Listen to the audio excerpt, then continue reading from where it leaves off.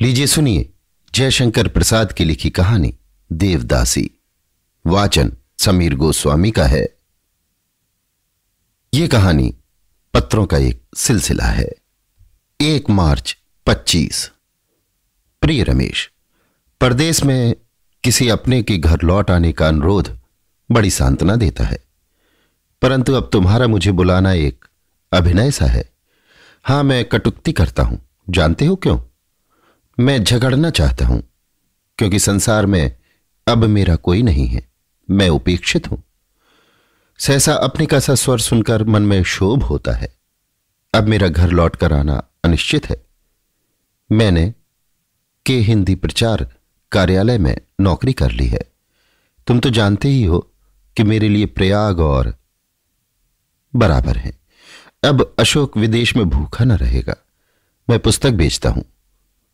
यह तुम्हारा लिखना ठीक है कि एक आने का टिकट लगाकर पत्र भेजना मुझे अखरता है, पर तुम्हारे गाल यदि मेरे समीप होते तो उन पर 5 नहीं तो मेरी 3 उंगलियां अपना चिन्ह अवश्य ही बना देती। तुम्हारा इतना साहस, मुझे लिखते हो कि बेयरिंग पत्र भेज दिया करो। ये सब गुण मुझ में होते तो मैं भी तुम्हारी तरह प्रेस में प्रूफ रीडर का काम करता होता। सावधान, अब कभी ऐसा लिखोगे तो मैं उत्तर भी ना दूंगा। लल्लू को मेरी ओर से प्यार कर लेना।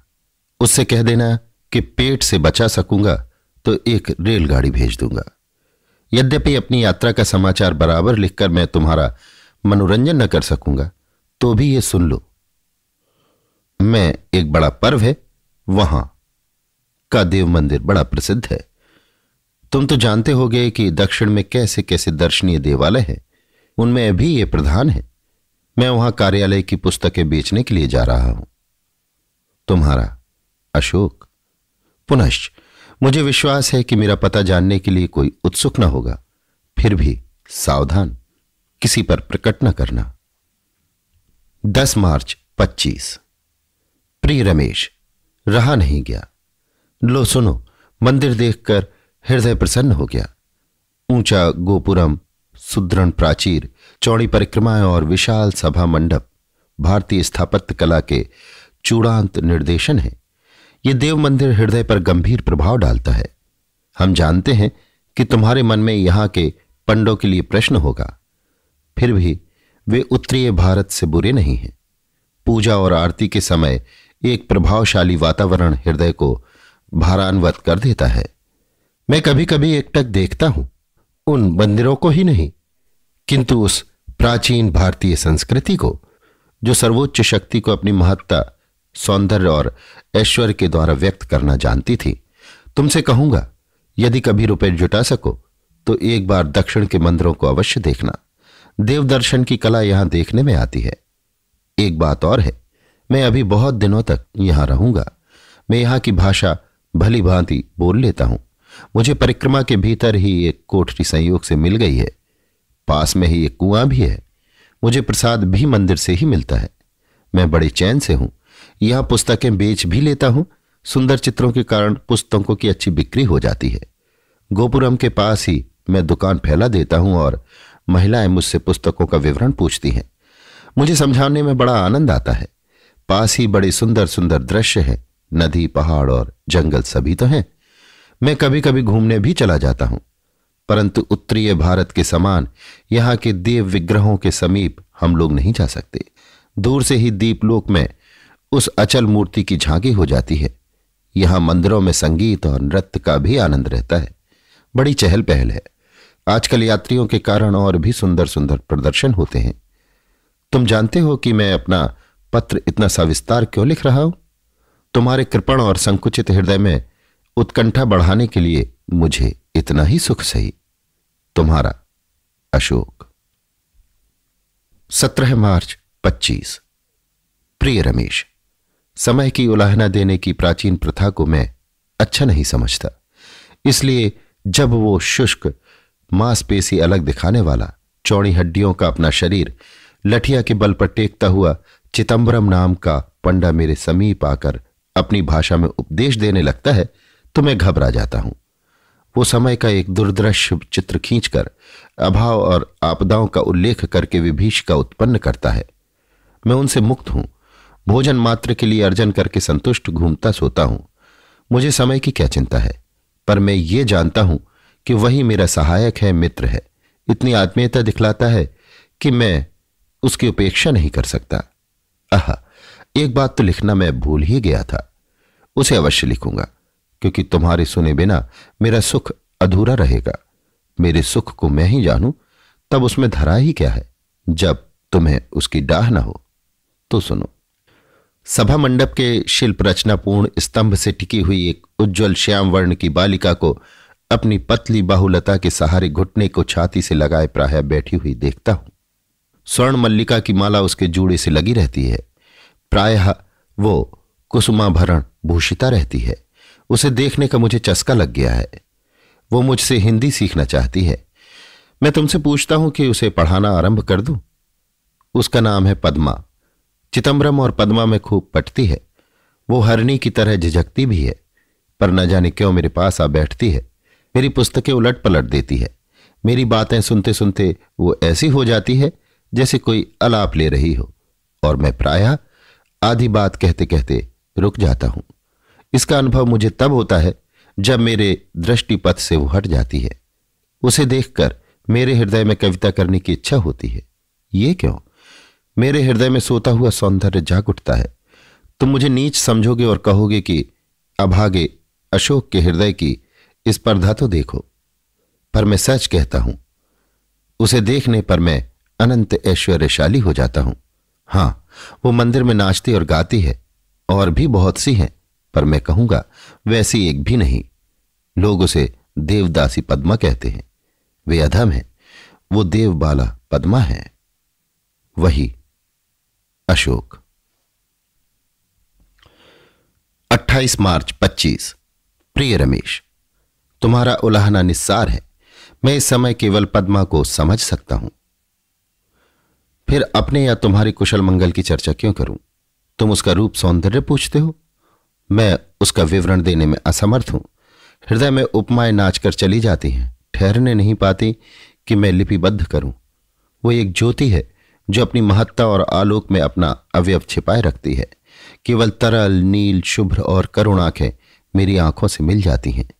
मेरी आंखों में श्यामा कादिंबिनी की शीतलता छा जाती है, और संसार के अत्याचारों से निराश इस झंझरीदार कलेजे के वातायन से वो स्निग्ध मलयानिल के झोंके की तरह घुस आती है। एक दिन की घटना लिखे बिना नहीं रह जाता।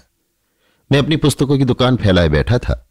गोपुरम के समीप ही वो कहीं से झपटी हुई चली आती थी। दूसरी ओर से एक युवक उसके सामने आ खड़ा हुआ।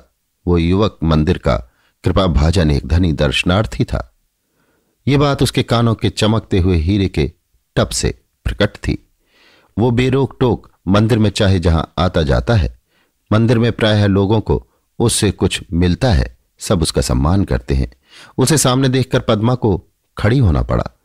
उसने बड़ी नीच मुखाकृति से कुछ बातें कहीं, परंतु पद्मा कुछ न बोली। फिर उसने स्पष्ट शब्दों में रात्रि को अपने मिलने का स्थान निर्देश किया। पद्मा ने कहा, मैं नहीं आ सकूंगी। वो लाल पीला होकर बकने लगा। मेरे मन में क्रोध का धक्का लगा। मैं उठकर उसके पास चला आया। वो मुझे देखकर हटा तो, पर कहता गया कि अच्छा, देख लूंगा।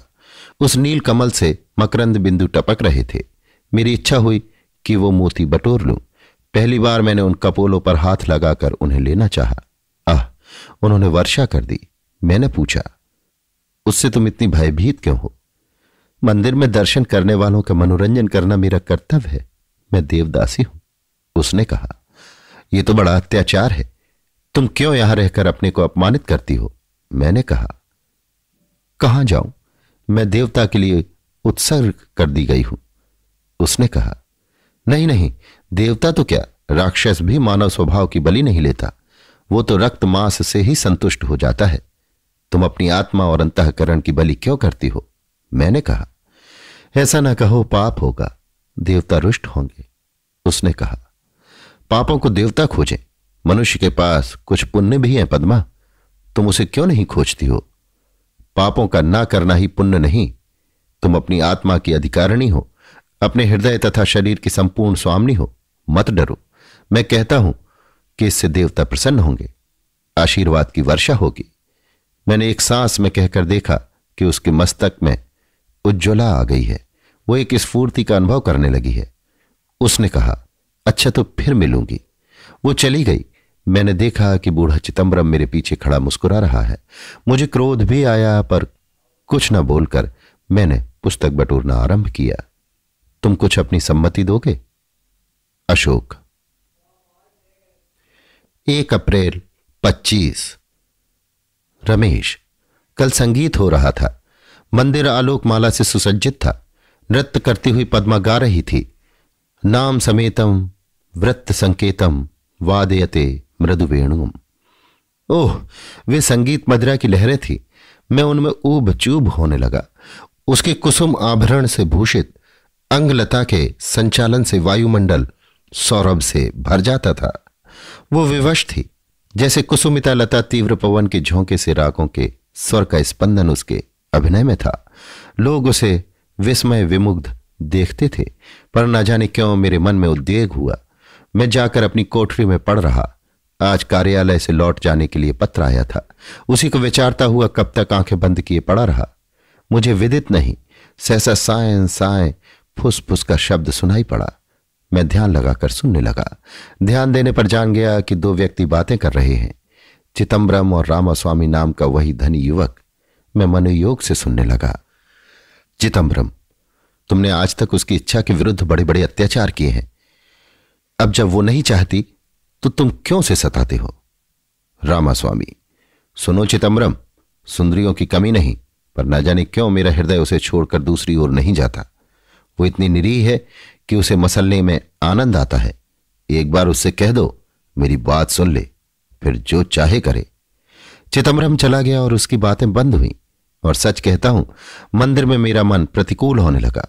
पैरों के शब्द हुए, वही जैसे रोती हुई बोली, रामास्वामी मुझ पर दया ना करोगे? ओह, कितनी वेदना थी उसके शब्दों में। परंतु रामास्वामी के हृदय में तीव्र ज्वाला जल रही थी। उसके वाक्यों में लू जैसी झुलस थी। उसने कहा, पद्मा, यदि तुम मेरे हृदय की ज्वाला समझ सकती तो तुम ऐसा ना कहती। मेरे हृदय की तुम अधिष्ठात्री हो। तुम्हारे बिना मैं जी नहीं सकता। चलो, मैं देवता का कोप सहने के लिए प्रस्तुत हूं। मैं तुम्हें लेकर कहीं चलूंगा। देवता का निर्माल्य तुमने दूषित कर दिया है। पहले इसका तो प्रायश्चित करो। मुझे केवल देवता के चरणों में मुरझाए हुए फूल के समान गिर जाने दो। रामास्वामी, ऐसा स्मरण होता है कि मैं भी तुम्हें चाहने लगी थी। उस समय मेरे मन में यह विश्वास था कि देवता यदि पत्थर के न होंगे तो ये समझेंगे कि ये मेरे मांसल यौवन और रक्तपूर्ण हृदय की साधारण आवश्यकता है, मुझे क्षमा कर देंगे। परंतु मैं यदि वैसा पुण्य पर न कर सकती। तुम इस तपस्वी के कुटी के समान हृदय में इतना सौंदर्य लेकर क्यों अतिथि हुए रामास्वामी? तो मेरे दुखों के मेघ में वज्रपात थे। पद्मा रो रही थी। सन्नाटा हो गया। सहसा जाते जाते रामास्वामी ने कहा, मैं तुम्हारे बिना नहीं रह सकता। रमेश, मैं भी पद्मा के बिना नहीं रह सकता। मैंने भी कार्यालय में त्यागपत्र भेज दिया है। भूखों मरूंगा, पर उपाय क्या है? अभागा। अशोक। 2 अप्रैल 25। रमेश, मैं बड़ा विचलित हो रहा हूं। एक कराल छाया मेरे जीवन पर पड़ रही है। अदृष्ट मुझे अज्ञात पथ पर खींच रही है, परंतु तुमको लिखे बिना नहीं रह सकता। मधुमास में जंगली फूलों की भीनी भीनी महक सरिता के कूल की शैलमाला को आलिंगन दे रही थी। मक्खियों की भन्नाहट का कलनाद गुंजरित हो रहा था। नवीन पल्लवों के कोमल स्पर्श से वनस्थली पुलकित थी। मैं जंगली जर्द चमेली के अकृत्रिम कुंज के अंतराल में बैठा नीचे बहती हुई नदी के साथ बसंत की धूप का खेल देख रहा था। हृदय में आशा थी। वो अपने तुहिन जाल में रत्ना करके सब रत्नों को, आकाश से सब मुक्ताओं को निकाल खींच कर मेरे चरणों में उछल देती थी। प्रभात की पीली किरणों से हेमगिरी को घसीट ले आती थी और ले आती थी पद्मा की मौन प्रणय स्वीकृति। मैं भी आज वन यात्रा के उत्सव में देवता के भोग विग्रह के साथ इस वनस्थली में आया था। बहुत से नागरिक भी आए थे।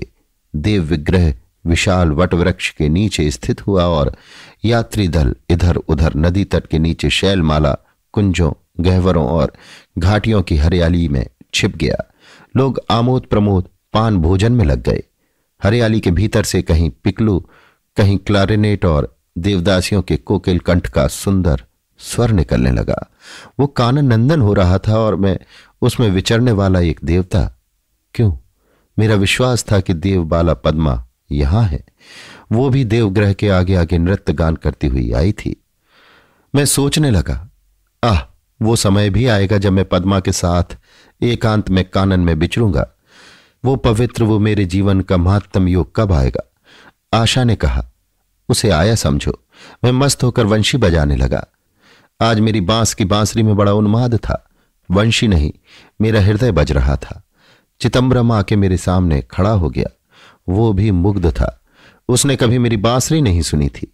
जब मैंने अपनी असावरी बंद की, वो बोल उठा, अशोक, तुम एक कुशल कलावंत हो। कहना ना होगा कि वो देवदासियों का संगीत शिक्षक भी था। वो चला गया और थोड़ी देर में पद्मा को साथ लिए आया। उसके हाथों में भोजन का सामान भी था। पद्मा को उसने उत्तेजित कर दिया था। वो आते ही बोली, मुझे भी सुनाओ। जैसे मैं स्वप्न देखने लगा। पद्मा और मुझसे अनुनय करे। मैंने कहा, बैठ जाओ। और जब वो कुसुम कंकड़ मंडित करों पर कपोल धरकर मल्लिका की छाया में आ बैठी तो मैं बजाने लगा। रमेश, मैंने वंशी नहीं बजाई, सच कहता हूं। मैं अपनी वेदना श्वासों से निकाल रहा था।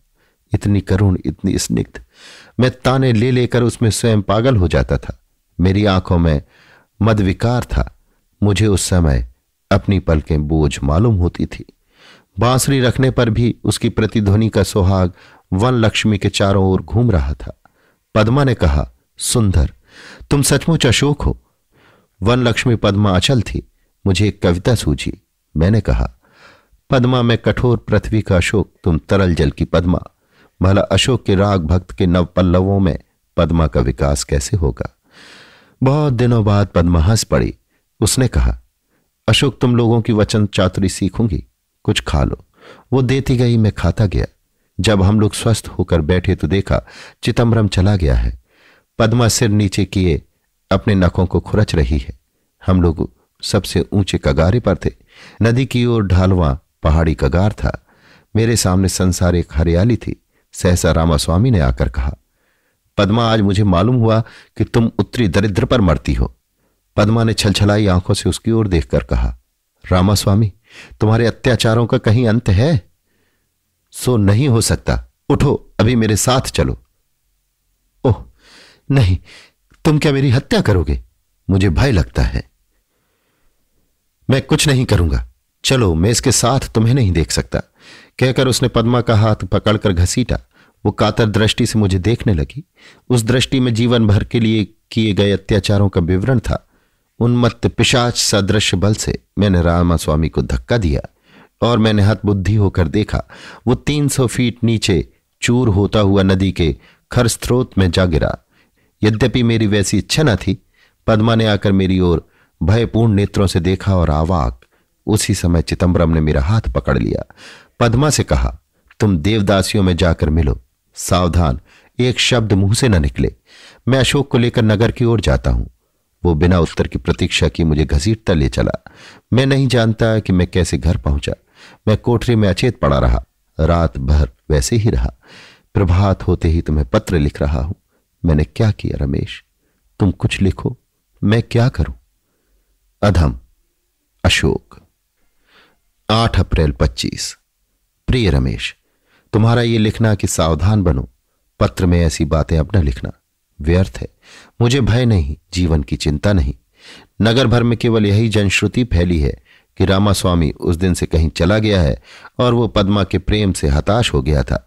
मैं किंकर्तव्य विमूढ़ हूं। चिदंबरम मुझे 2 मुट्ठी भात खिलाता है। मैं मंदिर के विशाल प्रांगण में कहीं ना कहीं बैठा रहता हूं।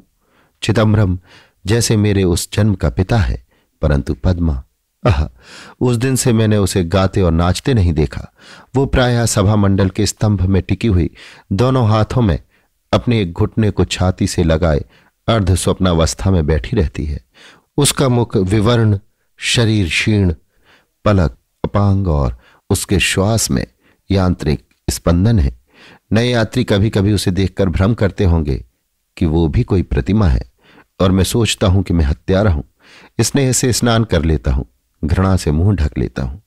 उस घटना के बाद हम तीनों में कभी इसकी चर्चा नहीं हुई। क्या सचमुच पद्मा रामास्वामी को चाहती थी? मेरे प्यार ने भी उसका अपकार ही किया। और मैं, ओह, वो स्वप्न कैसा सुंदर था रमेश। मैं देवता की ओर देख भी नहीं सकता। सोचता हूं कि मैं पागल हो जाऊंगा। फिर मन में आता है कि पद्मा भी बावली हो जाएगी, परंतु मैं पागल ना हो सकूंगा, क्योंकि मैं पद्मा से कभी अपना प्रणय नहीं प्रकट कर सका।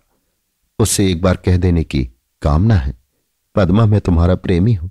तुम मेरे लिए सुहासनी के कुमकुम बिंदु के समान पवित्र हो, इस मंदिर के देवता की तरह भक्ति की प्रतिमा, और मेरे दोनों लोक की निगूढ़तम आकांक्षा हो।